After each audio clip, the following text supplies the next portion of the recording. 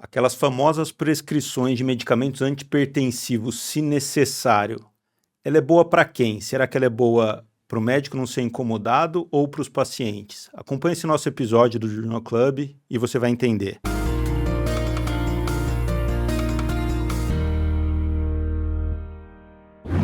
Isso aí, pessoal. Bem-vindos a mais um Journal Club no hospital. É o nosso momento de discutir a literatura da medicina hospitalar, direto aqui dos estúdios da FCM. Mais uma vez, obrigado ao Bruno e ao Otávio pelo apoio técnico e, novamente, com a dupla de sempre aqui, Dr. Marcelo. Vamos lá então, Marcelo, o que nós vamos discutir hoje? Vamos lá. Só lembrando, quem ainda não está inscrito no canal, se inscreve, ativa o sininho ali das notificações para você acompanhar os próximos episódios. Agora sim, Marcelo, vamos lá então. Vamos lá. O artigo que a gente vai discutir hoje, ele foi publicado no JAMA. Foi final de 2024, mas a publicação oficial saiu agora em janeiro desse ano. E ele foi um estudo que o título dele é Medicação para controle pressórico, se necessário, e efeitos adversos em hospitais de veteranos nos Estados Unidos. Então, o que motivou o estudo? É uma incerteza sobre os possíveis riscos do uso das medicações para pressão arterial, se necessário, durante a internação dos pacientes, no tratamento de elevações assintomáticas de pressão arterial, considerando que estudos norte-americanos mostram que basicamente 70% dos pacientes internados, eles podem se apresentar com elevações assintomáticas durante o período de internação hospitalar. A pergunta do estudo é se o tratamento dessas elevações assintomáticas da pressão arterial no hospital, com medicações recorrentes ou com uso único e prescritas se necessário, aumentaria o risco de lesão renal aguda e outros efeitos adversos. Então, o estudo foi um estudo de corte, retrospectivo, multicêntrico. Ele avaliou aí dados de 129 hospitais de veteranos nos Estados Unidos. E essa avaliação foi de outubro de 2015 até setembro de 2020. Ela abrangeu os veteranos internados em alas não intensivas e alas não cirúrgicas, e todos tinham que ter mais do que 18 anos aí para entrar na avaliação. Ele foi um desenho de estudo que, apesar de ser uma corte retrospectiva, ele fez o uso de uma metodologia para emular um ensaio clínico pragmático e randomizado. Então, os veteranos elegíveis para serem randomizados para uma das duas abordagens, eles deveriam ter uma medida de pressão maior do que pressão sistólica maior do que 140 milímetros de mercúrio, e eles seriam randomizados em dois grupos. Então, aquele grupo que fez o uso das medicações para pressão arterial conforme necessidade, e aquele grupo, que era o grupo de intervenção, e aquele grupo que não recebeu medicações para controle pressórico conforme necessidade, ou se necessário, né, como a gente costuma prescrever aqui no Brasil. E esse seria o grupo controle. Então, essa randomização foi a partir da avaliação de prontuários, e a partir de um número total de pacientes que eram elegíveis, eles conseguiram fazer tanto uma avaliação antes da randomização, quanto uma avaliação após randomização, que nas tabelas vocês vão perceber que eles chamam de before matching e after matching. Então, basicamente, ao longo desses 5 anos de avaliação retrospectiva, eles tinham 133.760 pacientes elegíveis, sendo que 28.526 pacientes tinham recebido medicações para controle pressórico conforme necessidade, e 105.000 desses pacientes não tinham recebido medicações para controle pressórico conforme necessidade. Acho que uma coisa que é interessante de comentar agora, pacientes que já faziam uso de antipertensivos de rotina e que se mantiveram na prescrição, eles acabaram entrando no grupo controle, o grupo que não fez uso de antipertensivo se necessário durante a internação.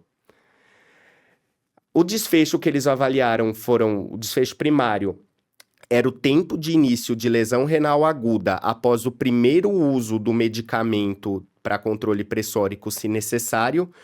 ou após a primeira administração programada do medicamento que o paciente já fazia uso contínuo para controle pressórico. E ele avaliou também desfechos secundários, 2 deles, né? O primeiro, a redução na pressão arterial em mais de 25% dentro das 3 primeiras horas após a administração das medicações antihipertensivas. E um outro desfecho secundário foi um desfecho composto que ele analisou: infarto, AVC ou morte durante a hospitalização. A característica do grupo é algo que é bem notável de ser avaliado, porque a média de idade dos pacientes eram de 71 anos, 96% dos pacientes eram homens, 4% somente mulheres, 71,7% eram brancos, e a taxa de filtração glomerular média desses pacientes era de 75 ml por minuto por 1,73 metros quadrados. Então, os principais resultados com relação às características epidemiológicas dos pacientes, que eu acho que são interessantes de serem colocados, são a incidência de doença renal crônica nesses pacientes. Ela basicamente, tanto antes dessa randomização quanto depois dessa randomização, ela abordava aí basicamente 25-26% dos pacientes no total, como o desfecho primário e a avaliação de lesão renal aguda. Esse é um dado super importante para a gente ter em mente. A taxa de filtração glomerular, como já foi dito, a média era de 75. E a pressão sistólica, no momento da admissão hospitalar, ela também tem uma certa similaridade entre os grupos depois da randomização, e era média de 156 milímetros de mercúrio. Com relação aos desfechos, o desfecho primário, que era a incidência de lesão renal aguda depois da administração da medicação, a gente nota que o grupo intervenção, ou seja, o grupo que recebeu as medicações se necessário, eles tiveram uma maior incidência de lesão renal aguda comparado com o grupo que não recebeu as medicações se necessário, mas que faziam uso de antihipertensivos já cronicamente.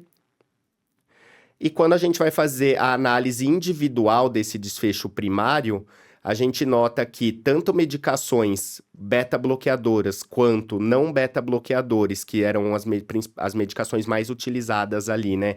E entre os não beta-bloqueadores eram vasodilatadores diretos, os mais utilizados.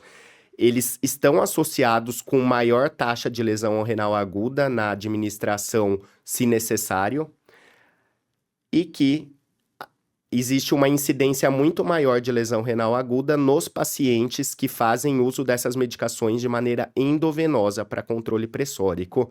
A gente nota que aqueles que utilizam somente os medicamentos via oral também têm uma incidência maior de lesão renal aguda, e o estudo encontrou uma não associação com lesão renal aguda naqueles pacientes que fizeram uso de medicação VO e endovenosas ao longo da internação, que a gente vai conversar um pouquinho sobre isso posteriormente. Quando a gente vai avaliar as faixas pressóricas em que as medicações foram feitas da maneira se necessário, a gente nota que existe uma incidência maior de lesão renal aguda nos pacientes que tinham uma pressão sistólica menor, comparada com pacientes com pressões sistólicas maiores. Então, os pacientes que tinham uma faixa pressórica de 140 a 160, eles acabaram tendo uma incidência muito maior de lesão renal comparado com aqueles que essas medicações eram feitas nos pacientes com pressão sistólica maior ou igual a 180, por exemplo. E quando a gente avalia individualmente se usar a medicação somente uma vez para controle pressórico ou ao longo da internação diversas vezes, ambas as estatísticas aí mostram uma incidência maior de lesão renal aguda nos pacientes do grupo intervenção. O estudo ele tem uma série de limitações que ele próprio coloca aí na sua descrição. Então, existe um possível viés de seleção. A causalidade nesse contexto ela não pode ser inferida, com certeza, a partir dos achados, mas isso é algo que é inerente dos estudos retrospectivos, mas é importante colocar essa limitação, porque mesmo eles tentando fazer uma randomização retrospectiva entre os grupos, ainda mantém essa possibilidade do viés de seleção. Eles colocam também que existiam alguns dados que estavam faltando nas anotações de prontuário eletrônico que eles avaliaram, e isso pode ter interferido nas características dos pacientes.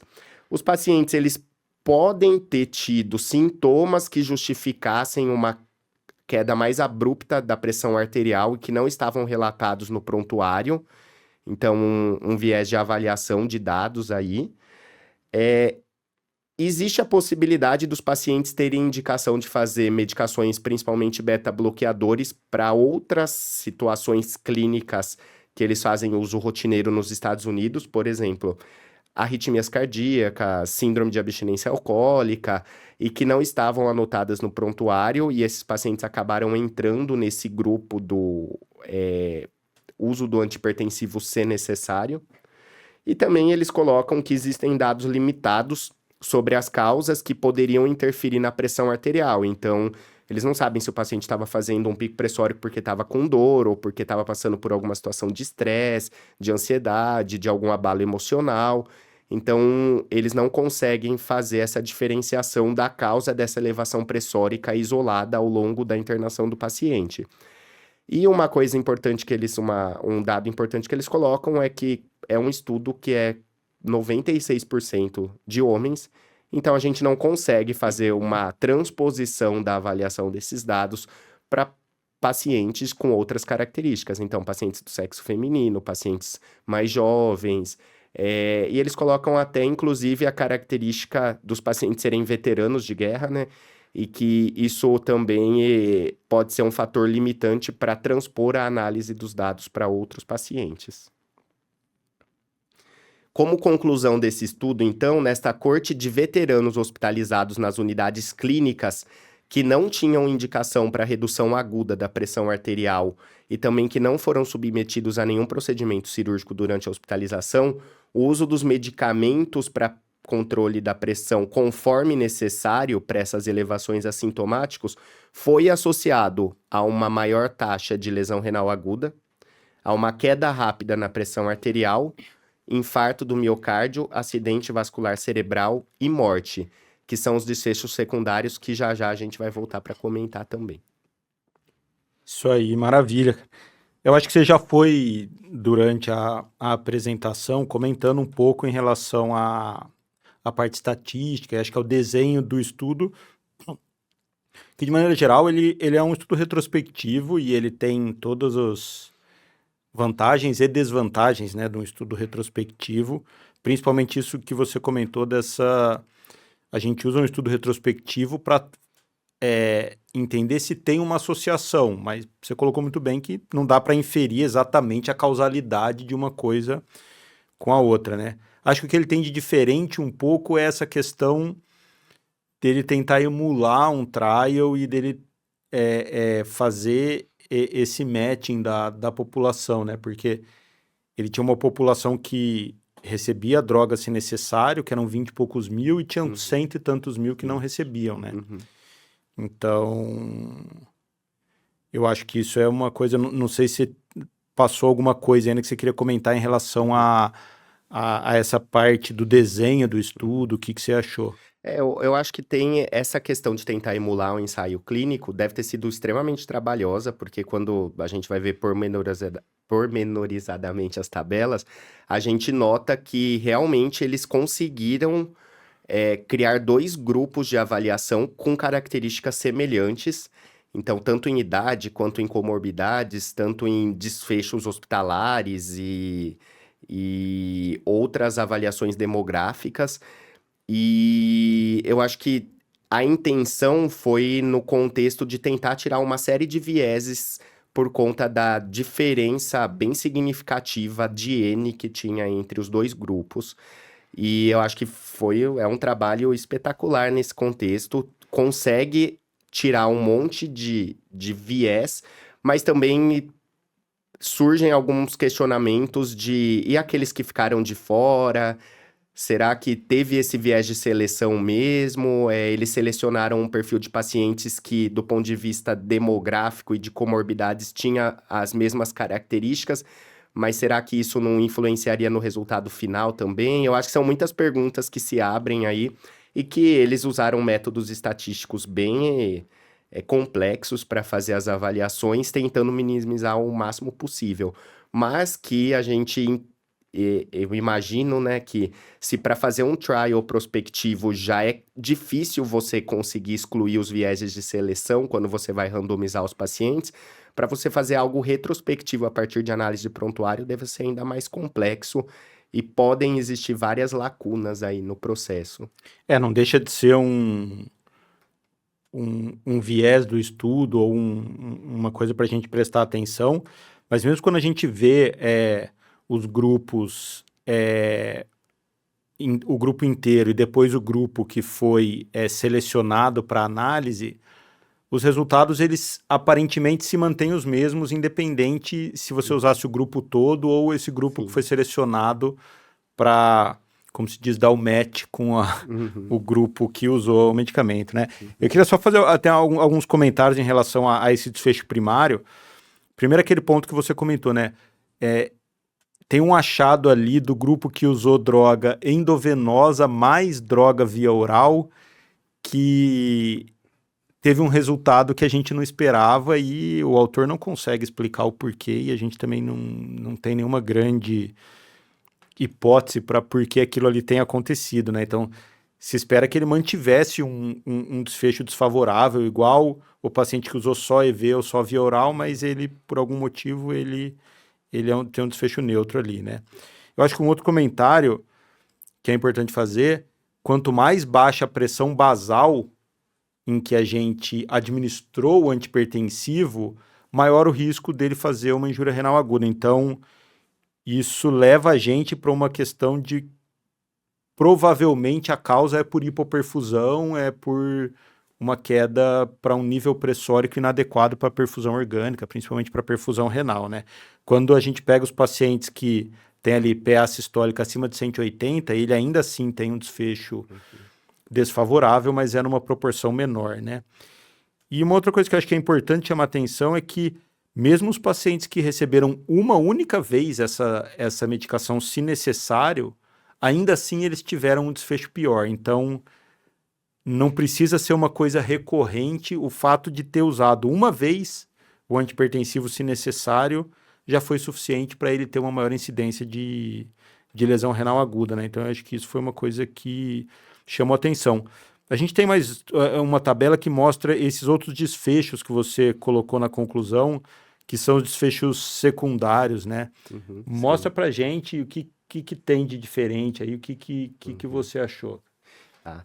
Essa tabela, que ela já apareceu aí, mas para a gente comentar sobre o desfecho primário, só quero retomar uma questão que o Daniel falou, que eu acho que é muito interessante mesmo, é que mesmo com essa randomização, poder ter uma série de vieses, os resultados, quando a gente vê aqui na coluna do before matching, né, antes de fazer essa randomização, eles são muito parecidos com os resultados do depois da randomização.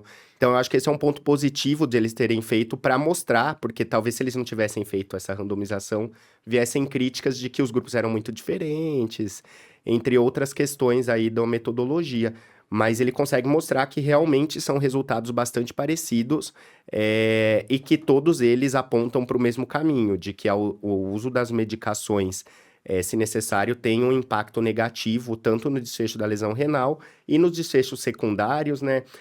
Com relação a um rápido descenso da pressão arterial aí, que ele considera mais do que 25%, a gente nota que realmente teve uma diferença estatística significativa, o grupo que usou as medicações, se necessário, comparado com um grupo que não fez uso das medicações dessa maneira, assim como na composição do desfecho composto.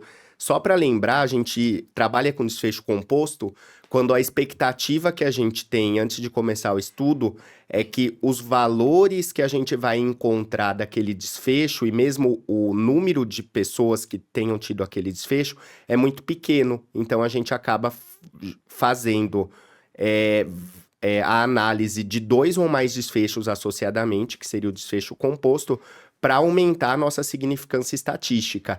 E quando a gente avalia aqui, o desfecho composto, ele foi mais significativo também nos pacientes que fizeram uso da medicação, se necessário, que era avaliação de infarto, de AVC e de morte durante a hospitalização.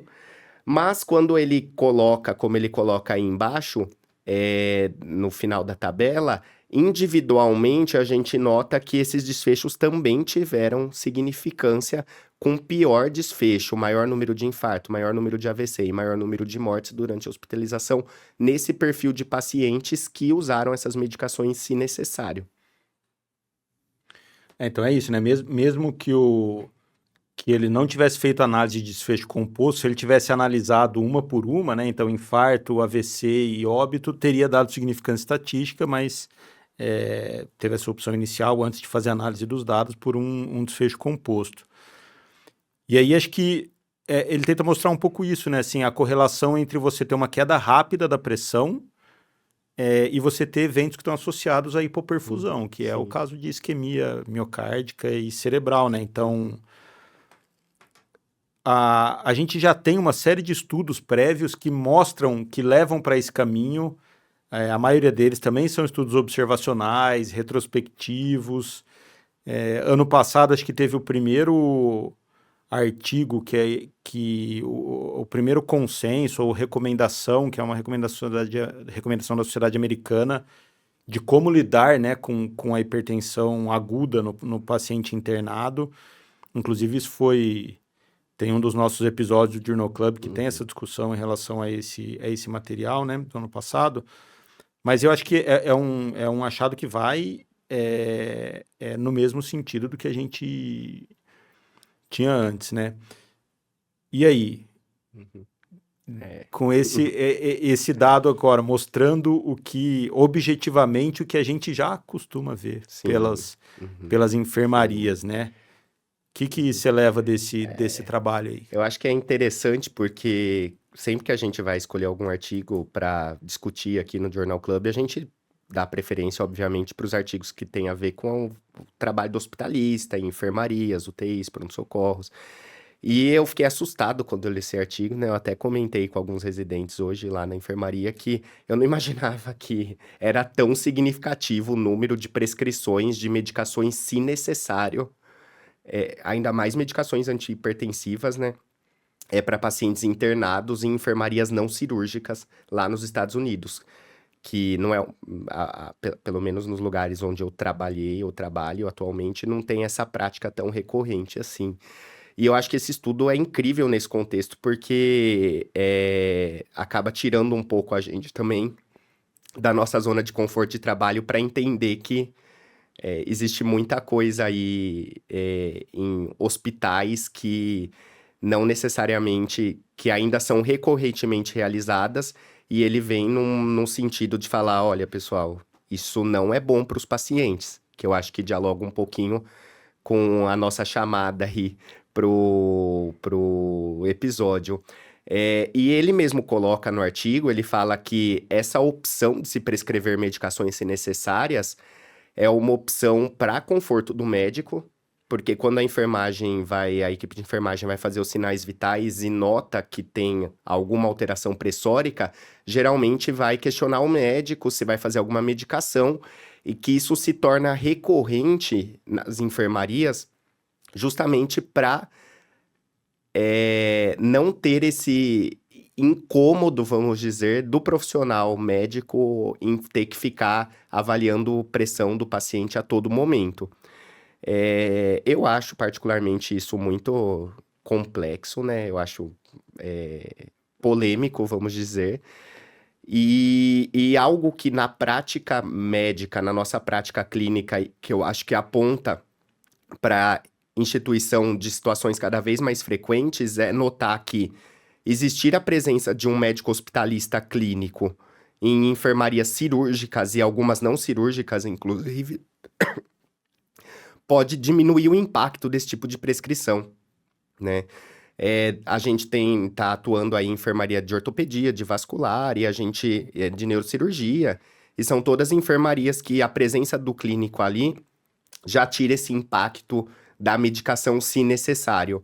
Eu acho que é algo que, na verdade, não só a presença do hospitalista deveria garantir isso, mas também um treinamento adequado, uma orientação adequada. Fazer medicina baseada em evidências à beira-leito torna diferente, né?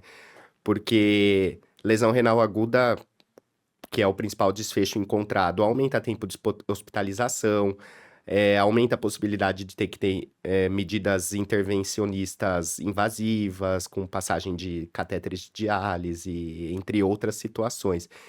Então, eu acho que aponta para uma situação de cada vez menos sermos menos invasivos e entender que nossas intervenções podem gerar desfechos desnecessários para os pacientes. Eu acho que ele reforça uma daquelas coisas que a gente faz assim, são coisas que estão arraigadas de certa maneira na prática do dia a dia, que as pessoas fazem sem saber o porquê estão fazendo, mas fazem porque isso viram fazer ou porque é alguma cultura do serviço ou da especialidade, mas que não deveriam ser feitas do ponto de vista da evidência científica, né? Então, assim, eu acho que é um trabalho a mais para reforçar. A gente não tem esse benefício de ter um controle tão rigoroso da pressão arterial em pacientes assintomáticos. Não vamos confundir com os pacientes, aqueles pacientes da emergência hipertensiva que têm sintomas agudos associados a uma elevação súbita ou intensa da pressão arterial, que esses têm um tratamento específico, mas num cenário de elevação pressórica assintomática, a gente deve ser mais permissivo, deve trabalhar com o ajuste das medicações antipertensivas de uso corrente e não ficar forçando muito a queda da pressão, porque a gente acaba tendo situações de hipoperfusão e que cada vez mais a literatura mostra que pioram o desfecho desses pacientes, né? Então é isso aí. Então, aparentemente, essa prescrição, se necessário, ela está mais para dar um conforto para o médico e para as equipes assistenciais do que, de fato, para trazer algum benefício aos nossos pacientes, né? Eu, particularmente, uso muito pouco medicamentos, se necessário, antipertensivo, eu, de fato, não faço esse tipo de prescrição. Sugiro que não façam também. Então é isso aí. Esse foi mais um episódio do nosso Journal Club no Hospital. Espero que vocês tenham gostado. Inscrevam-se no nosso canal, apertem o sininho ali para receberem as publicações e até a próxima.